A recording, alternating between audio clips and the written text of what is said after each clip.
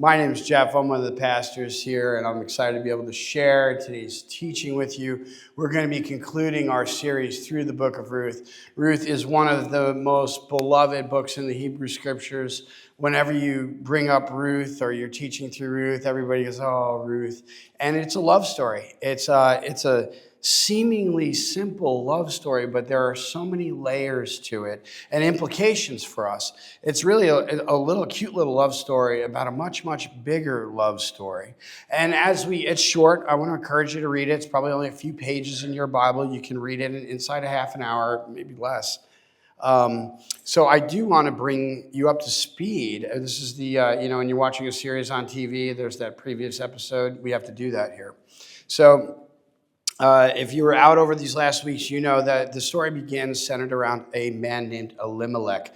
Elimelech is a Hebrew man. He's living in Bethlehem, Judah. There's a famine in the land. So seeking to kind of preserve his own life, he flees to Moab. Now, no good Jew wants to be hanging out in Moab. Moab, they were the bitter enemies of Israel. They were culturally, it was night and day. You know, they engaged in infant sacrifice, among other things. It's not a great culture. It's worth pointing out that the Elimelech's two sons, Mahlon and Chilion, those are actually Moabite names. So Elimelech fled with his wife Naomi to Moab. They had sons, and he had culturally assimilated like you do. And in this quest to save his own life, quite the opposite occurs. He ends up losing it. Elimelech dies. We don't know how. We just find out that he dies. His two sons, Mahlon and Chilion, they both die. Elimelech's widow is a woman named Naomi. Her name means sweet. And so she finds herself living in Moab, where no good Jew wants to be hanging out, and she's destitute. She has no heirs. She has no husband. We also find out that she is too old, so the prospect of remarrying and having children is off the table. So that's not a great scenario in this present day and age, but in that time, for a woman not to be able to have children, not to have heirs, they would have assumed that she was cursed by God. And so she realizes that there's nothing for her in Moab, but she's heard that the famine has ended, so she decides to return to Bethlehem, Judah. Her two daughters-in-law are Moabite women, one named Ruth, one named Orpah. And Ruth realizes that if they follow her, they're going to be foreigners. They're going to be cultural outsiders. They're not going to have a lot of options. They are much better. Their prospects are, practically speaking, going to be much better if they stay in Moab. So she releases them from any kind of familial obligation they might have sensed. She says, look, go home to your mother. Perhaps you can remarry. You can find a husband and have children and have an heir. And there's a lot of crying. There's tears. But Orpah eventually relents, and she goes back to her mother's home, back to her people. Ruth, the other daughter-in-law, she digs in. And she says, I will not leave you. Where you go, I will go. Your people will be my people, and your God will be my God. And so she digs in, and she vows herself to Naomi. Ruth kind of embodies this incredible sacrificial love we've been talking about. The book of Ruth calls it loving kindness. It's a specific kind of love. And so, as you know, if you immigrate, if you leave one place for another, it's usually in the hopes that you're going to have a better life. There's a lot of people who immigrate over our southern border because of the promise of opportunity and a different destiny. Ruth, on the other hand, she's the opposite of that. She's leaving her people. She's leaving her home. She's leaving her culture. She's going to undertake the perilous journey, two single women traveling through the ancient Near East, having to cross the Jordan at the height of the floods, to go to a place where she would be a cultural outsider. And we talked about this over the preceding weeks. There's this kind of ominous specter of violence hanging in the margin. She's obviously in some kind of danger because we encounter a man named Boaz, and he says, look, you're going to be in danger if you go into any other field besides mine. So she would have been, she's an immigrant who did not choose a path because it was going to lead to perhaps better prospects. She chose it knowing that it would lead to worse prospects, but she did it for love. She did it for friendship because she loves Naomi so much that she can't bear the thought of this old widow trying to return home and make it on her own. So Ruth kind of vows herself to Naomi and maintains her. When they arrive in Israel, everybody remembers, and it's interesting to note that they don't quite recognize her.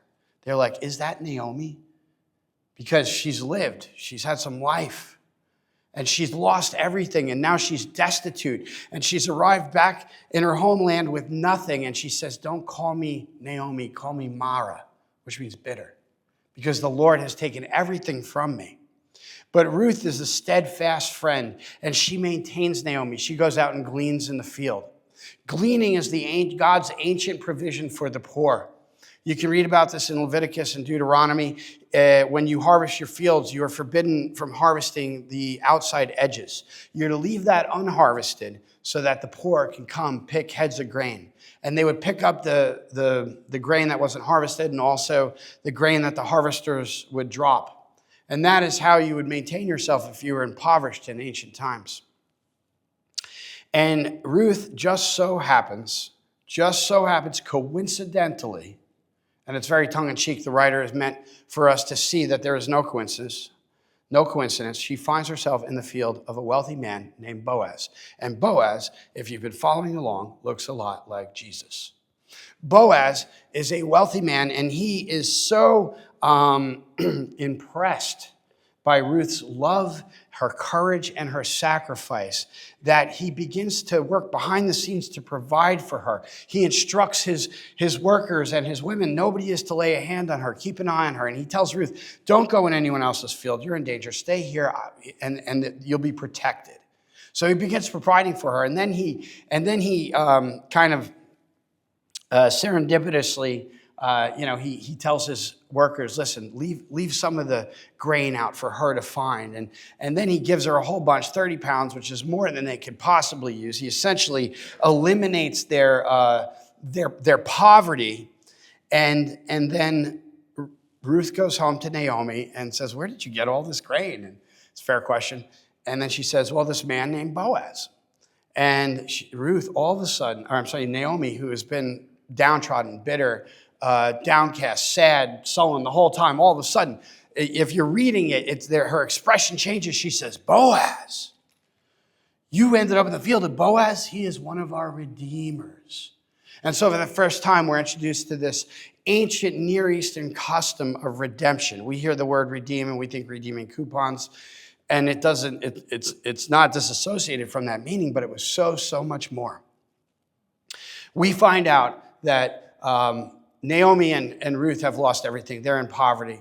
In ancient times, everybody was given land. When God's people moved into Israel, every family was given land.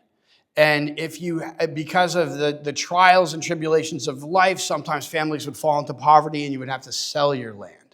But there were two provisions in the law so that and these were really God's provision for a family. He wanted families to stay together. And there are two provisions in the law that if you had fallen into poverty and had to divest yourself of your land, every 50 years, the land would go back. It would revert to the original family of ownership, kind of like a long-term lease. The other provision was that if there was a wealthy person in your family, and it was usually a cousin, the kind of wealthiest patriarch in your clan, if they were willing, they could redeem your land. They were what Ruth describes and is found elsewhere, like in Leviticus 25. They were the kinsman redeemer. In Hebrew, it's goel. They could, if they were willing, at tremendous cost to themselves, buy back your land and restore it. So we find out that Boaz is exactly this person. So Naomi tells Ruth, he's like, listen, here's what you're going to do. You're going to take a shower, you're going to put on some clean clothes, and you're going to go to him in the threshing floor after he's just harvested all his grain, and you're going to lay down at his feet. We read this, and we're like, what is going on here at this threshing floor? But in the darkness of night, Ruth goes, and she uncovers his feet, and then he wakes up, and he's startled because there's a woman sleeping at the foot of his bed. And she says to him, cover me with the edge of your garment. This is a marriage proposal. And then Boaz is elated. He is like, you have done an incredible kindness to me. It's pretty wild. We're going to explore why that is such a radical reaction to this kind of reverse marriage proposal. But he says, I'm going to do what you ask. And then he protects Ruth's integrity and has her leave before the sun's out, and he saddles her with a whole bunch more grain, and she goes back to Naomi, and Naomi says, the man will not rest until the matter is settled. And now we pick up with the conclusion of Ruth, chapter 4. I will read for us verses 1 through 6, and then 13 through 17, the passage on which this teaching is based. Ruth 4:1. Meanwhile, Boaz went up from the town gate and sat down there just as the guardian redeemer he had mentioned came along. Boaz said, come over here, my friend, and sit down. So he went over and sat down. Boaz took 10 of the elders of the town and said, sit here. And they did so. Then he said to the guardian redeemer, Naomi, who has come back from Moab, is selling the piece of land that belonged to our relative Elimelech. I thought I should bring the matter to your attention and suggest that you buy it in the presence of these seated here and in the presence of the elders of my people. If you will redeem it, do so. But if you will not, tell me, so I will know. For no one has the right to do it except you, and I am next in line. I will redeem it, he said. Then Boaz said, on the day you buy the land from Naomi, you also acquire Ruth, the Moabite, the dead man's widow, in order to maintain the name of the dead with his property. At this, the guardian redeemer said, then I cannot redeem it because I might endanger my own estate. You redeem it yourself. I cannot do it. Verse 13. So Boaz took Ruth, and she became his wife. When he made love to her, the Lord enabled her to conceive, and she gave birth to a son. The woman said to Naomi, praise be to the Lord, who this day has not left you without a guardian redeemer. May he become famous throughout Israel. He will renew your life and sustain you in your old age. For your daughter-in-law, who loves you and who is better to you than 7 sons, has given him birth. Then Naomi took the child in her arms and cared for him. The women living there said, Naomi has a son, and they named him Obed. He was the father of Jesse, the father of David. And this is the word of the Lord.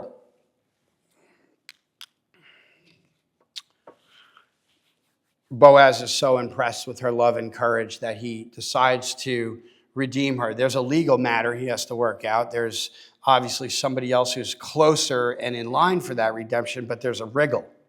And so by way of an outline, I want to show you 3 things about this passage and about the story of Ruth, and maybe draw some applications for us, because as I said earlier, it's a little love story, but it's about a much, much bigger love story. So first we have the Redeemer, then we have the hidden Redeemer, and then finally they both point to the ultimate Redeemer. The Redeemer, the formal Redeemer, is Boaz. We find out there's another person in line, and so he goes to him. He goes to this other man. It's interesting, he does not get a name. All the commentators point out that he goes unnamed, and that's on purpose, because it was not worth it to him to redeem Ruth. There's a wriggle here. When it's just a matter of the land, he's like, oh yeah, sure, I'll redeem it. Land's a hot commodity back then. Everybody wants it, so he's gonna shell out the money, and he's gonna redeem the land. But then Boaz throws a curveball. He says, if you redeem the land, you have to also marry Ruth. Whoa, hold the phone. This guy says, no, then I cannot do it. And what he's referring to is a levirate marriage. And a levirate marriage is where the brother-in-law or distant relative of a deceased man would marry his widow, and then his children would then be heirs of the dead man. The family line would continue. And this, again, is in a place where your family, this is why the Old Testament has all these genealogies. That's your resume. This is who you are and where you're from. This is very important.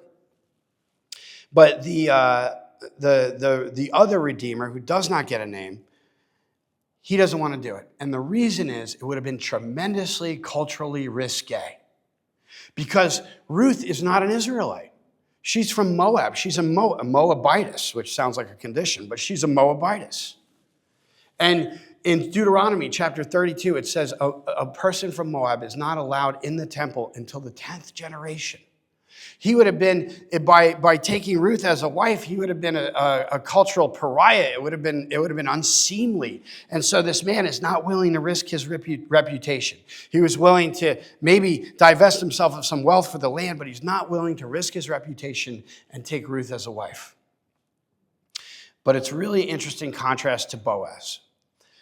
Do you remember, if you were here last week, he doesn't bat an eyelash. He wakes up in the middle of the night. He's startled by this woman at his feet. And then she says, cover me with the edge of your garment. Spread the edge of your garment over me, which is marry me.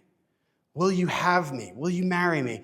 And Boaz doesn't protest. There's no point in time where you think, well, hey, if I marry you, then there is none of this internal dialogue. He immediately responds, if you've done me a tremendous kindness, my daughter.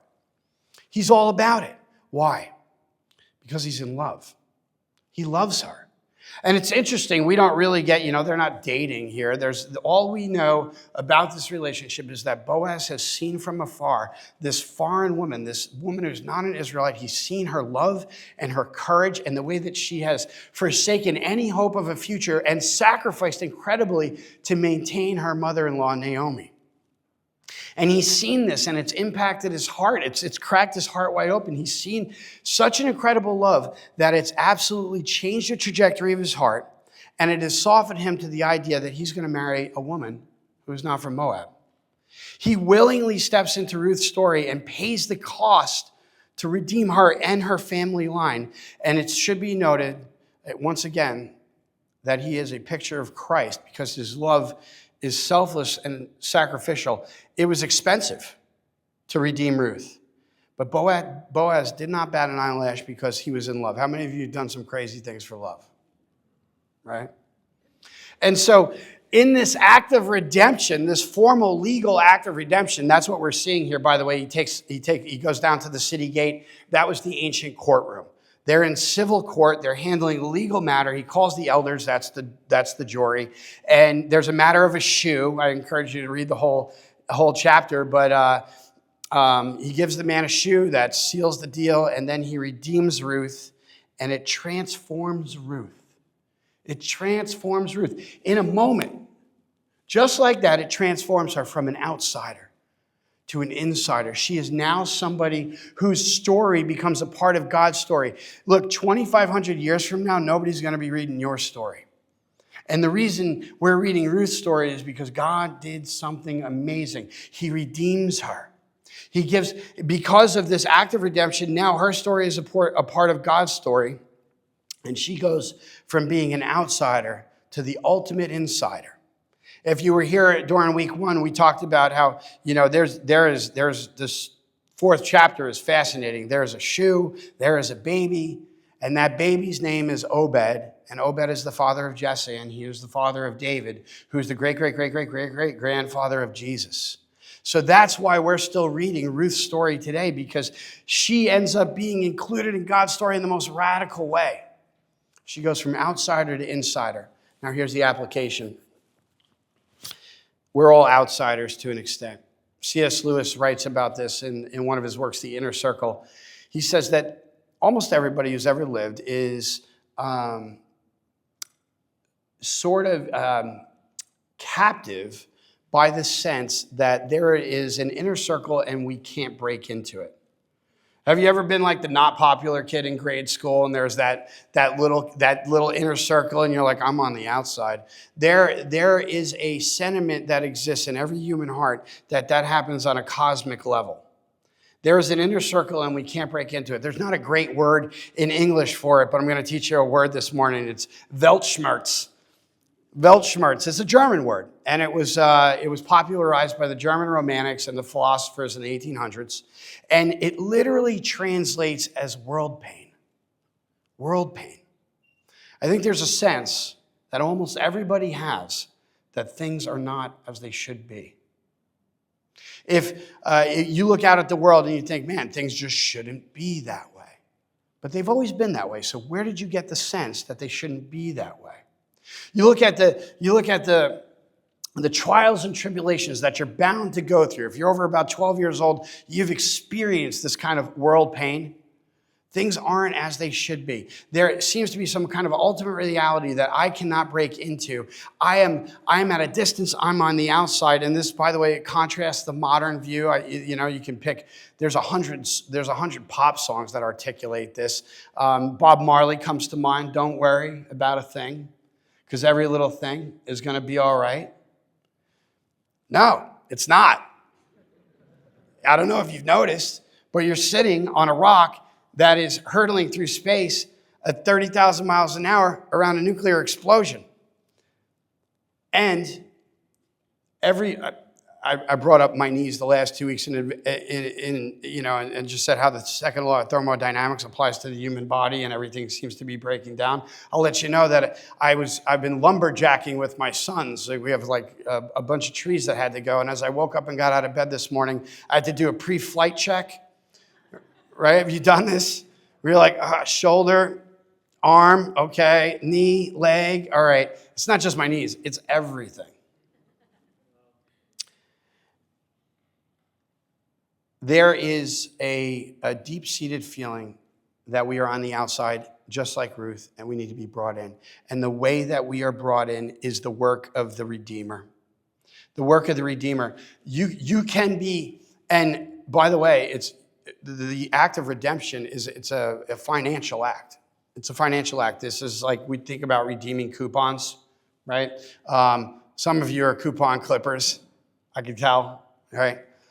You get buy two, get one free packs of Jell-O. You take that coupon and the store buys it back with a free pack of Jell-O.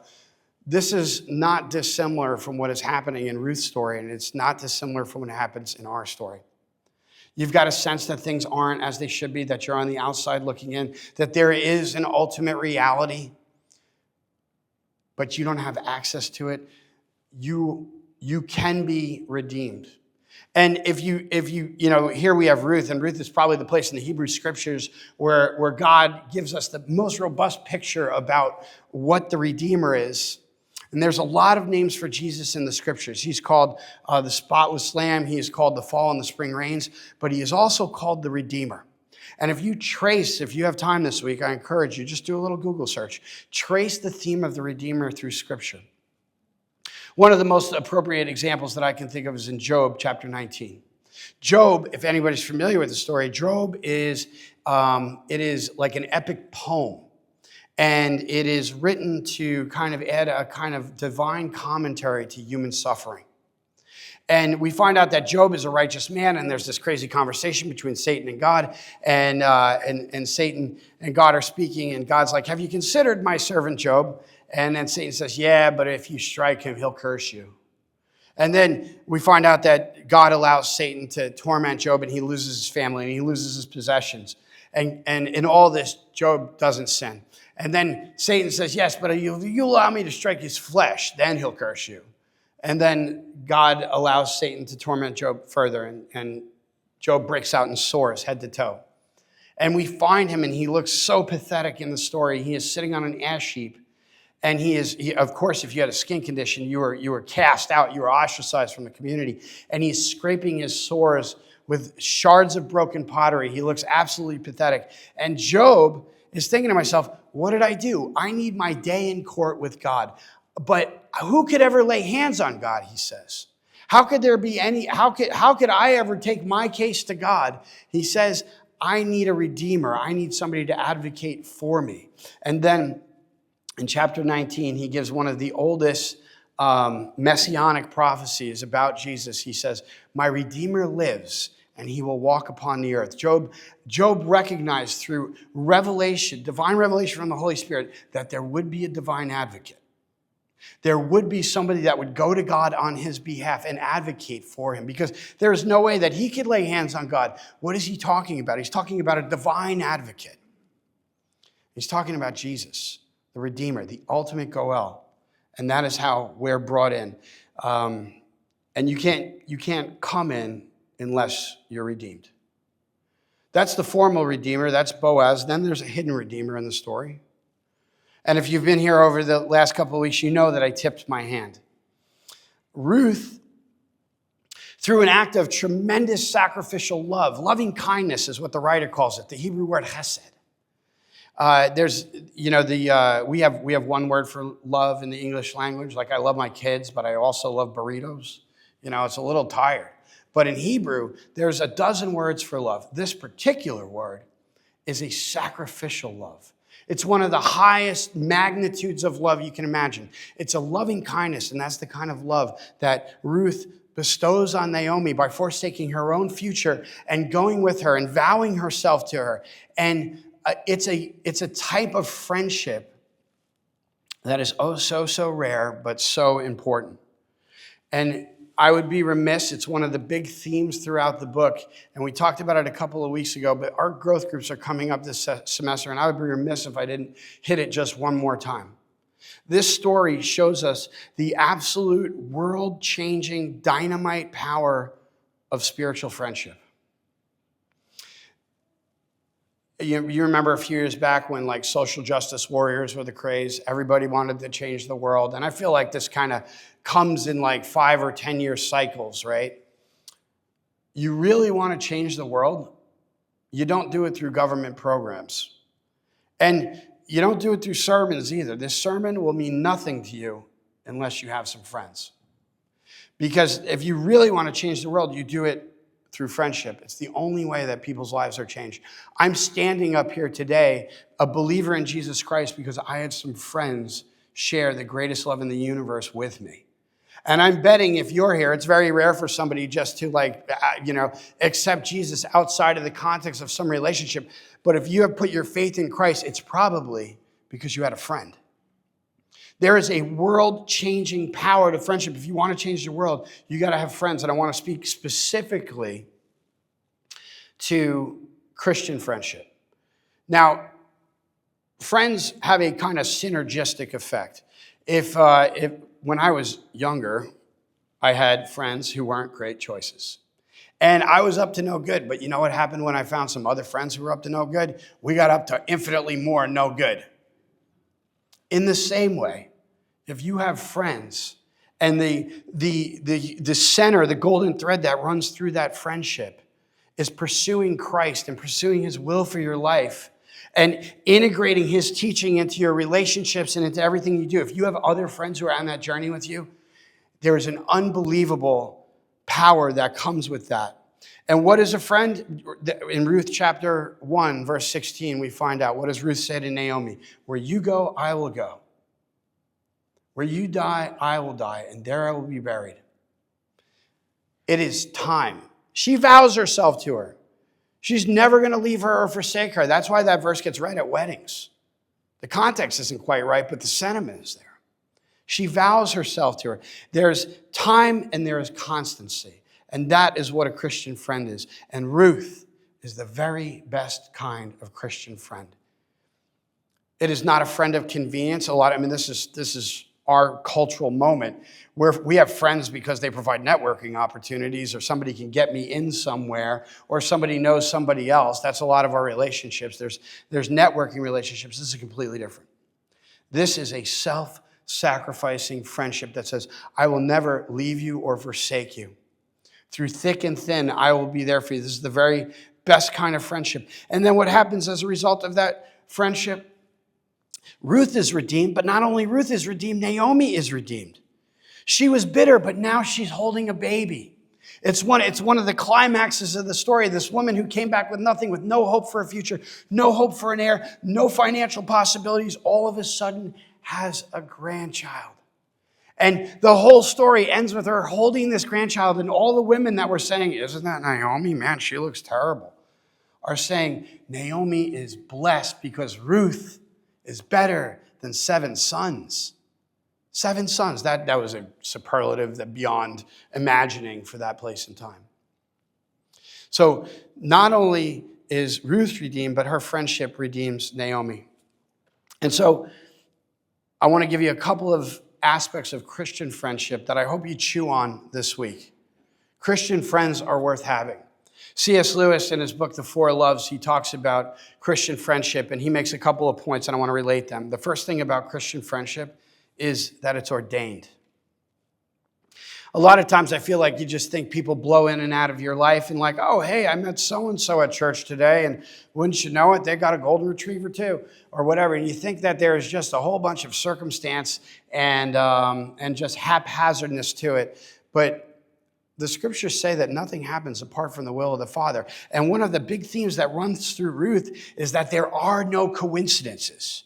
That Ruth just happens to end up in the field named Boaz, and he just happens to be a kinsman redeemer, and his heart just happens to be cracked wide open by Ruth's incredible love and loyalty and sacrifice. And then Ruth just happens to buy into this crazy plan where she's going to go lay at his feet at night and propose to him, and he just happens to receive that gleefully. There are no coincidences. That's one of the points the writer is trying to make. There's no coincidences in this story, and there's no coincidences in your life. Here's what C.S. Lewis says about Christian friendship. He says, in friendship, we think we have chosen our peers. In reality, a few years difference in the dates of our births, a few more miles between certain houses, the choice of one university instead of another, the accident of a topic being raised or not raised at a first meeting, any of these chances might have kept us apart. But for a Christian, there are, strictly speaking, no chances. A secret master of ceremonies has been at work. Look at your relationships with the Christian friends in your life right now. And if you don't have any, I hope that you pray about it. I hope that you invest time in trying to make a Christian friend, because there is a serendipity and a providence that attends these relationships. It's not an accident. There are no coincidences. There is a master of ceremonies at work, and he has chosen you for each other. Now view your relationships through that lens. Next, they are, and you'll have to forgive the term here, but they are non-self-referential. C.S. Lewis makes this point, and I'll see if I can kind of package it neatly for us.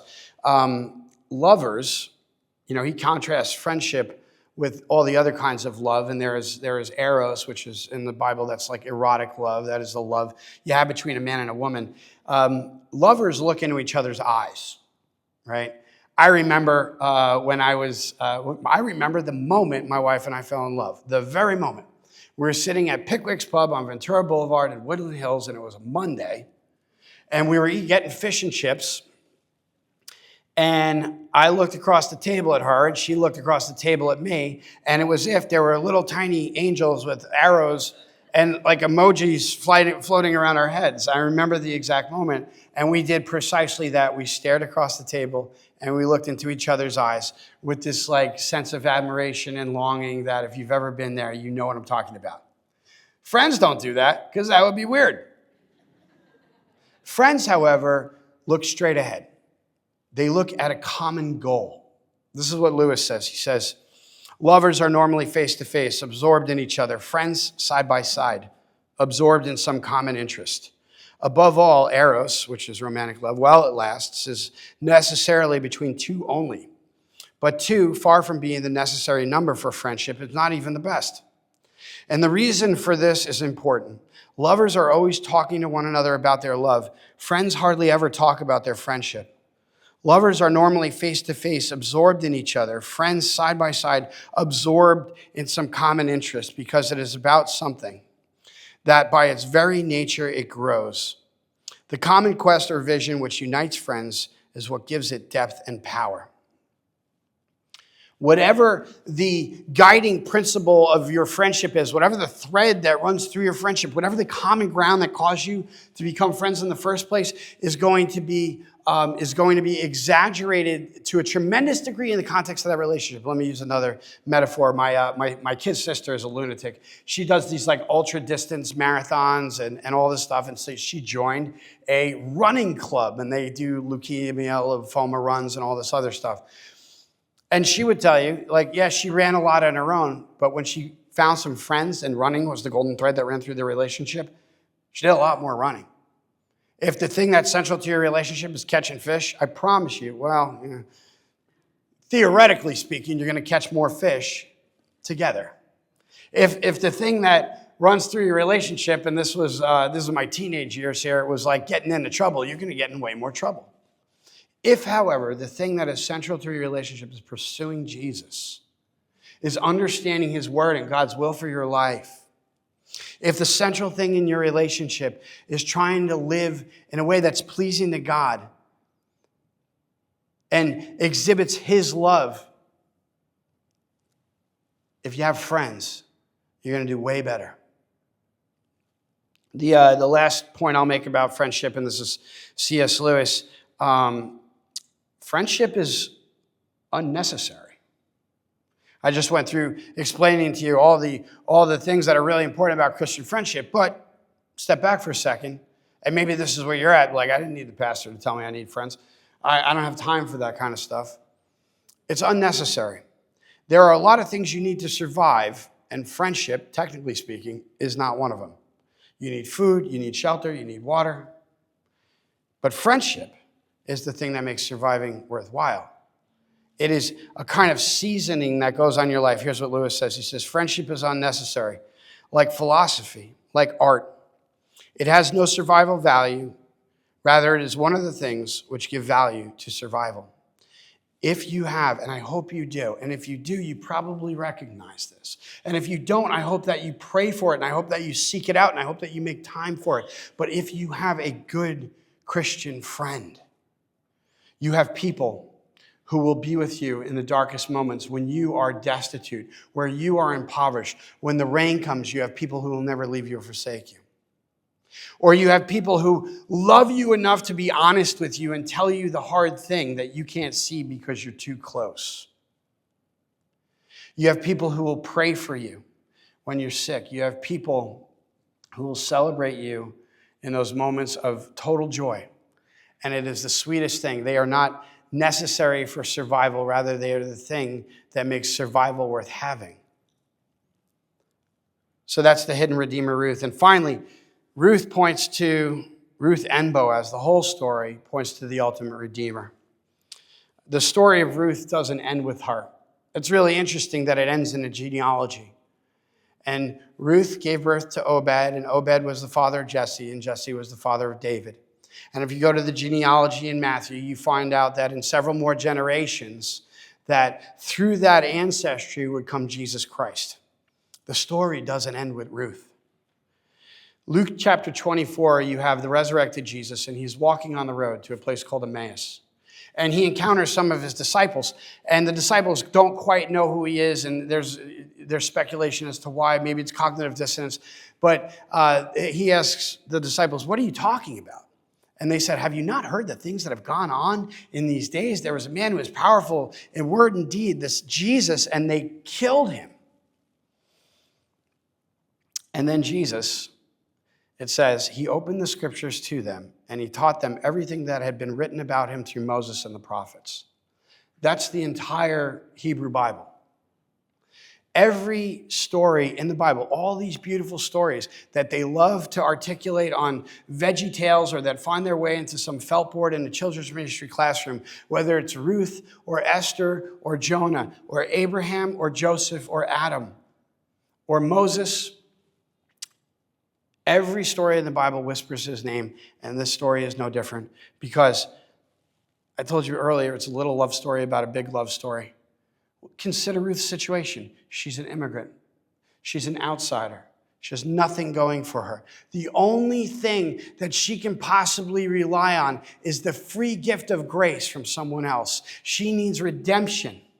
And that redemption comes at an incredible cost. This Redeemer has to not only shoulder the financial burden, but he has to undergo the social stigma of associating with somebody who's like a cultural outsider.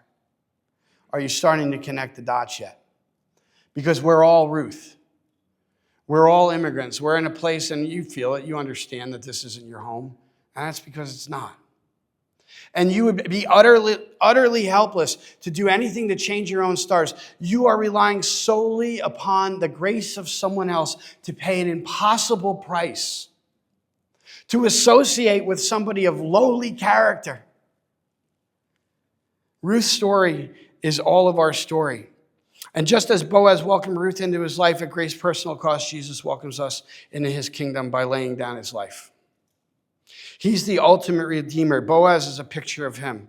There are all these, the scholars call them Christological archetypes. Boaz is a picture of Jesus. And this is precisely what Christ does. And God, just as he did in Ruth, he's working behind the scenes in 1,000 ways that none of the characters can see. We can see it because we have the narrator's view. We have a heaven's eye view. So too, God is working in 1,000 ways to serendipitously orchestrate your life so that you will come to a place where you can acknowledge that Jesus is Lord, and you could receive what Christians sometimes call free grace. And I want you to see this because that coupon metaphor, let me just beat it up a little more. When you bring that coupon to the store, they give you a free box of Jell-O, and they are essentially buying back that coupon. They are redeeming the coupon. Jesus pays the price from you. And so that term free grace can be a little misleading, because if you hear free grace, you think it was cheap, and it wasn't. It was costly. And I got to point out that while Jesus was being tried in secret, they arrested him at night. They tried him in secret. One of the greatest miscarriages of justice in all of human history. They brought false witnesses about him. They spit on him. They pulled the hair from his beard. They punched him. They beat him with a staff. They crowned him with thorns. And they beat him within an inch of his life, and they nailed him to a cross. He doesn't make a sound. He's relatively silent through all the crucifixion accounts until the very end of his life. And he cries out. He says, my God, why hast thou forsaken me? And you can tell he has this incredible emotional pain. His emotional pain eclipsed his physical pain to such a degree. He's not crying out, my hands, my head, my feet. He's crying out, my God, my God. In the Garden of Gethsemane, when he is praying the night before his crucifixion, he says, Father, let this cup pass from me. He's talking about the cup of God's wrath. He's the only person in all of history who'd ever been in a position to see it, to peer over the edge of that cup, and he knew it was coming. And he endured that. And then you find out that in the dark, Jesus breathes his last breath. In fact, the Greek word means he screamed. He screamed in the dark, and you don't know what it is in Matthew, Mark, and Luke, and you get to John's gospel, and it tells you what it is. And it's the Greek word telestai. It's translated, it is finished. And there's at least a little bit of historical evidence that that is what you would write on a bill that had been paid in full. It was free.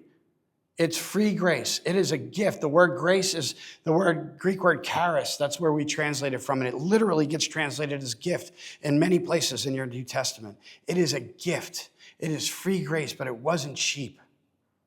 He purchased it at the highest possible cost to himself. And this is at variance to every other tradition that's ever existed. Only in Christianity do you have what we call good news. Something has been done for you. If you want to be redeemed, all you have to do is believe that Jesus is who he said he was and that he did what he said he did. Romans 10, 9 and 10. This is mind-blowing. This is what it takes. If you're here wondering today, could I be redeemed? Is his blood for my life? Can I be brought in? I recognize that I'm an outsider. I recognize that nothing's ever felt right. I recognize that there's a reality I'm not included in. Could I be redeemed? Look, here's what Paul writes in Romans. It says this in verse 9. If you declare with your mouth Jesus is Lord, and you believe in your heart that God raised him from the dead, you will be saved. For it is with your heart that you believe and are justified, and it is with your mouth that you profess your faith and are saved. Grace is a gift that you receive by faith in Jesus plus nothing. It is not Jesus' death on the cross plus your church attendance, though I hope you come. It is not Jesus' death on the cross plus your generosity, though I hope you give. It is not Jesus' death on the cross plus your serving in the kids' ministry, and we all applaud you. It is none of those things. It is Jesus' death on the cross plus nothing. It is free grace, but it wasn't cheap. And he gave that cost to make a way for you to go home. This concludes the teaching of God's word.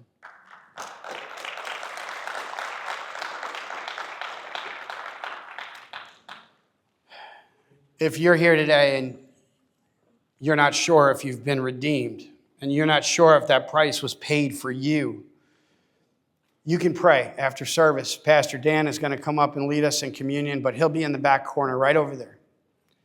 And if you're not sure if God loves you, and you're not sure that his blood has covered your life, or maybe you've been in church for a long time, but you've never said these words, you've never prayed to God to forgive your sins through the blood of Jesus, and you've never confessed to anyone that he is the Son of God, and He's risen from the dead. You can do that this morning.